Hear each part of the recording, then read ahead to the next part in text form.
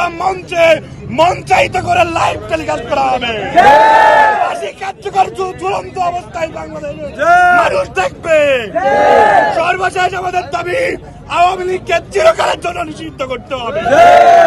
বাংলাদেশের রাজনীতি থেকে আওয়ামী লীগ নামক কালো অধ্যায়ের বিরক্তি ঘোষণা করতে হবে। সন্ত্রাস, কোন গণহত্যাকারী, বিপ্লবী চারিত্র জনতার প্রতিপক্ষ, স্বাধীনতা সার্বভৌমত্ব শক্তি বাংলাদেশে নির্বাচন করতে পারে না। জনগণের সাথে গাদ্দারি আর করতে আমরা দিব না। এই মেসেজের মাধ্যমে আমরা জানিয়ে দিতে চাই, আগামীর কোন ফ্যাসিস্টের দোষরদের বাংলাদেশে আর নব উত্থান হতে আমরা দিব না।